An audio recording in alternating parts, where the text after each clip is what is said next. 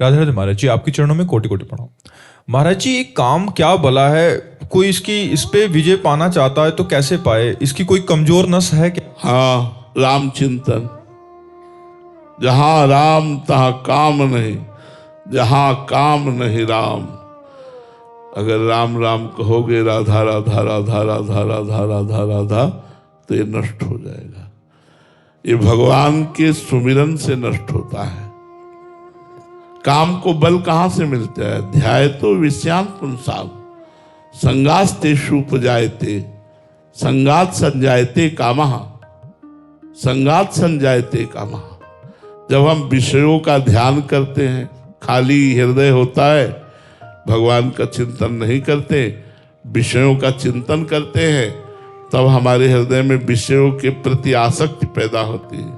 और विषयों के प्रति आसक्ति जब पैदा होती है तो उसे भोगने की इच्छा होती है। भोगने की इच्छा का नाम काम है। भोगने की इच्छा पूर्ण होने पर लोभ प्रवृत्ति पैदा होती है। भोगने की इच्छा में बाधा पड़ने पर क्रोध प्रवृत्ति, और क्रोध और लोभ दोनों मूढ़ता छा जाती है। मूढ़ता से स्मृति भ्रम में पड़ती है। स्मृति भ्रम से बुद्धि का नाश हो जाता है। साधक की बुद्धि का नाश होना ही सर्वनाश है। इसलिए यदि काम से बचना है तो भगवान का नाम जप करो, भगवान की लीला कथाएं सुनो और संयोग से बचो। जैसे मोबाइल में गंदी बातें ना देखो, ऐसे गंदे लोगों का संग न करो जो गंदी बात करते हैं। ऐसा गंदा भोजन न पाओ। स्फुरना ही बंद हो जाती है यार। उसी हृदय को हमने देखा है काम से युक्त, और उसी हृदय को देखा है स्फुरना ही बंद हो जाती है। संकल्प विकल्प की तो बात जाने दो, स्फुरना ही बंद हो जाती है। पर नाम जप करते रहो, सत्संग करते रहो, पवित्र भोजन, पवित्र संग, कुसंग का त्याग करो। देखना सुनना बोलना ये कुसंग से ना हो। अगर कुसंग से देखना होगा, कुसंग से बोलना होगा, कुसंग से सुनना होगा तो भी काम पिंड नहीं छोड़ेगा। उसको रास्ता मत दीजिए। उसका श्रवण न हो, उसका दर्शन न हो, उसकी वार्ता न हो, उसका चिंतन न हो, तो भगवान का श्रवण कथन चिंतन हो, बढ़िया मंगलमय हो जाएगा। यही रास्ता है काम विजयी होने का, यही रास्ता है। भगवान की लीला कथा सुनो, भगवान के विषय की चर्चा करो, भगवान का नाम कीर्तन करो, सब में भगवत भावना करो, तो आप देखो अपने आप धीरे धीरे हृदय शांत होने लगेगा। जब हृदय आनंदित होता है तो निर्विकार हो जाता है। सूखा हृदय विकारी होता है। जो भगवदानंद से युक्त हृदय होता है वो निर्विकार होता है। सुभाष जी हनुमानगढ़ से। राधे राधे महाराज जी। महाराज जी, क्या सच्ची भक्ति में त्याग अनिवार्य है? यदि हाँ तो क्या संसार का त्याग करना जरूरी है? मन का त्याग भी पर्याप्त है? अगर मन से त्याग हो गया तो सच्चा त्याग हो गया ना। मन प्रभु के चिंतन में लगा हुआ है, अन्य वस्तु व्यक्ति स्थान का चिंतन नहीं है, और हम बीच बाजार में बैठे हुए हैं तो आप त्यागी हो। गृहस्थ में हो तो भी आप त्यागी हो। सारा खेल तो मन का है ना। अगर मन भगवान कृष्ण के चरणारविंद में निरंतर चिंतन परायण है तो अम्बरीश जी महाराज चक्रवर्ती सम्राट होते हुए भी महाभागवत है। सारा खेल मन का ही तो है। तन से विषय छोड़ दिए पर मन से विषयों का चिंतन कर रहे तो आनंद का थोड़ी अनुभव होगा। आनंद का तो अनुभव होगा जब मन से विषयों का चिंतन छूट जाए। तन भले विषय के संयोग में है लेकिन मन प्रभु के संयोग में है। इसी स्थिति का तो नाम अध्यात्म है कि संसार के संपूर्ण व्यवहार कार्य करते हुए, अपने धर्म का निर्वाह करते हुए वो परमात्मा के चिंतन में तन्मय है। मन उसका प्रभु में लगा हुआ है। यही तो खास बात है। ये कहाँ हो पाता है? शरीर से विषय छोड़ देते हैं फिर भी मन उसे पकड़े रहता है। मन उसका चिंतन करता है। तो जहाँ मन होता है वहाँ स्थिति मानी जाती है। तो मन यदि विषयों में है तो स्थिति विषय वही है। मन प्रभु में है तो स्थिति भागवत में ही है।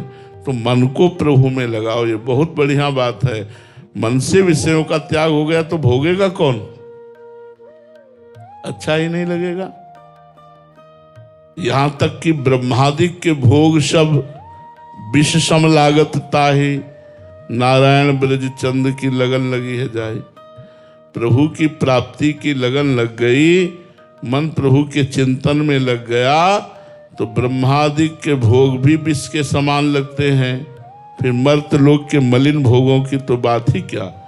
तो हमारी साधना तो इसी बात की है कि मन हमारा प्रभु का चिंतन करे। भगवत चिंतन करने वाला मन मोक्ष, विषय चिंतन करने वाला मन बंधा हुआ,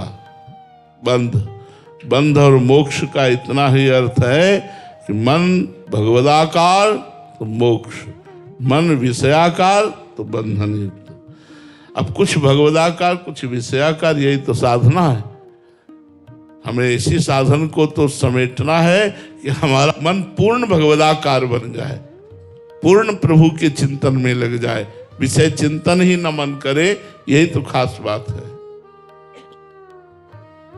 लक्ष्मी मित्तल जी, राधे राधे महाराज जी। महाराज जी, ज्ञान मार्ग के बाद प्रेम मार्ग पर चलना आपके लिए कितना कठिन था? हाँ, बहुत कठिन था, पर गुरुदेव की कृपा से सरल हो गया। इतना कठिन था कि हो ही नहीं सकता था, पर गुरुदेव की कृपा से कर तुम अकर तुम अन्यथा कर तुम सर्व समर्थ, गुरुदेव की कृपा से संभव हुआ। नहीं तो मन की जो गति है वो जब बाल्यावस्था से वेदांत दर्शन के मार्ग में लगी तो भक्ति दर्शन की तरफ चलना बहुत कठिन था। विषयी पुरुष को भक्त बनाया जा सकता है, लेकिन वेदांत मार्ग में चलने वाले को भक्त बनना बहुत कठिन होता है, क्योंकि उसे तत्व ज्ञान होता है। उसे तत्व पर वही सर्वांतर्यामी परम तत्व सर्वत्र विराजमान विश्वात्मा, अब वही मैं हूँ। अब कैसे वो बात बने? महाराज जी, आपके मन में अभी काट नहीं आती क्या, क्योंकि आप ज्ञान मार्ग के तत्व? अब सब शांत हो गया। अब नहीं, ये शुरुआत में 2-4 साल ज्यादा रहा, इसके बाद अब कुछ नहीं, अब ऐसा नहीं चलता, अब ऐसा कुछ नहीं चलता। अब अपना जो वृंदावन का प्रेम रस का मार्ग है वही चलता है, इधर उधर नहीं जाता मन। मतलब अब नहीं है, अब चिंतन नहीं। अमर जी, क्योंकि दोनों मार्गों का संपूर्ण ज्ञान और दोनों ही अपने आप में पूर्ण है, तो महाराज जी बड़ा कठिन। हाँ, गुरु कृपा से अब नहीं है। अब तो समझ है उस मार्ग की, पर रुचि इस मार्ग में है, ये गुरु कृपा से हुआ है। महावीर सोनी जी, राधे राधे महाराज जी। महाराज जी, चिदानंद में देह तुम्हारी, विगत विकार जान हूं अधिकारी। गुरु जी, कौन साधक परमात्मा के चिदानंद स्वरूप को अनुभव कर सकता है? जो निरंतर भजन करता है, जो साधु संग करता है, जो असत विषयों का त्यागी है, जो जितने कर्म करता है सब भगवान को समर्पित कर देता है, ऐसा साधक भगवान के चिदानंद स्वरूप का दर्शन कर पावेगा। जितने भी कर्म यत् करोषि इष्टम दत्तम तपो जप्तम व्रतम यच्चात्मनः प्रियम, जो भी अपने को प्रिय लगता है वो सब भगवान को समर्पित कर देना। यज्ञ, दान, व्रत, तीर्थ यात्रा सब भगवान के लिए करना। किसान, व्यापार, नौकरी सब भगवान के लिए करना, सब कृष्णार्पणमस्तु। और निरंतर नाम जप, सत्य वस्तु भगवान के सिवा कोई और नहीं है, ऐसी धारणा। बहुत काल तक जब ऐसी साधना की जाए तब व्याकुलता पैदा होती भगवत दर्शन की। उसी व्याकुलता में भगवान का साक्षात्कार होता है। जब व्याकुल हो जाता है भगवान के लिए उपासक, उसका जीना मुश्किल हो जाता है, तब भगवान का साक्षात्कार होता है। भगवान की देह सच्चिदानंद रूप आए। भगवान कैसे रूप वाले हैं? बोले सच्चित आनंद रूप वाले। चिदानंदमय देह तुम्हारी, विगत विकार जान अधिकारी। जो अधिकारी साधक है वही जानता है कि भगवान की चिदानंदमय देह है। वो चिदानंद देह का दर्शन, स्पर्श और संग प्राप्त करता है। खूब भजन करो, सब कुछ सुलभ हो जाएगा भजन से।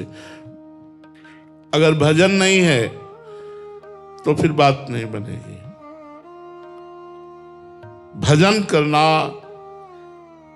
हट करके भजन करना, संसार से हटकर भजन करना, डटकर भजन करना, भजन को करके बचाना, बचा के पचाना, पचा करके भगवान में लीन हो जाना, यही तो साधना है। खूब नाम जप करो। सतीश चंद्र शर्मा जी अलीगढ़ से। राधे राधे महाराज जी। महाराज जी, कामनाओं के साथ कंचन, कामनी एवं कीर्ति से कैसे बचा जाए? कामनाएं भी हैं और से बचना भी है। साधन पथ पर जब हमारी प्रियता हो जाएगी तो जिसे हम बाधा समझते हैं उससे हम दूरी बना लेंगे, और जो बाधाएं हम नहीं निवारण कर सकते वो हमारे इष्ट निवारण करेंगे। करऊं सदा तिनके रखवारी, जिम बालक राखे महतारी। जैसे माँ अपने बच्चे की हर समय सुरक्षा दृष्टि से निरीक्षण करती रहती है, वो काम में भली लगी रहे, उसकी एक दृष्टि बच्चे पर रहेगी, कहीं कुछ खा न ले, कहीं कुछ कर न ले ऐसा जो उसकी हानि हो जाए। ऐसे ही भगवान की दृष्टि उस भक्त पर रहती है जो भगवान का शरणागत है, जो भगवान का नाम जप करता है, जिसने ये निश्चय कर लिया है किसी जन्म में मुझे भगवत प्राप्ति करनी है। तो फिर जो विघ्न है कंचन, कामिनी, कीर्ति आदि, एक तो उसके पास फटकते ही नहीं, और दूसरे अगर फटकते हैं तो इतना विवेक शुद्ध होता है कि उसे रुचि ही नहीं रह जाती। वो सब व्यर्थ नजर आते हैं। रुचि के बिना सब बेकार है। जब रुचि ही नहीं है तो बेकार ही नजर आते हो, बाधा नहीं पहुंचा सकती। रुचि होने पर छोटी सी वस्तु भी अपना अधिकार रखती है। भगवान के नाम में रुचि, भगवान के रूप में रुचि हो जाए तो सब रुचियां खत्म हो जाएंगी। इसलिए हमको भजन करना पड़ेगा। लौकिक पारलौकिक कोई भी उन्नति चाहनी हो, भजन करो, खूब नाम जप करो। हमारी बात मान लो, सब साधनों का साधन है भगवान नाम जप। भगवान से भी बढ़कर है भगवान नाम जप। ब्रह्म राम ते नाम बड़ वरदायक वरदान। रामचरित सतकोटि में लिए महेश जी जान। करोड़ों रामचरितमानस का अवगाहन करके भगवान शंकर ने देखा तो नाम पाया, नाम सबसे श्रेष्ठ नाम। यहां तक कि ब्रह्म राम से भी बढ़कर के उनका नाम है राम। तो जब हम नाम जप करते हैं, खूब डट के नाम जप करते हैं, तो कंचन, कामिनी, कीर्ति में रुचि ही नहीं रह जाती। और यदि कदाचित रुचि या संयोग से भ्रष्ट होने के अभी चांस है तो भगवान उसकी रक्षा करते हैं। भगवान उसको विवेक देते हैं, ज्ञान देते हैं। भगवान सानिध्य में आने ही नहीं देते, बचा लेते हैं। सानिध्य में आने पर अरुचि दे देते हैं। बड़े कृपालु हैं। इसलिए भगवान की शरण में होकर भगवान का नाम जप करो, वही समस्त विघ्नों से बचा लेंगे।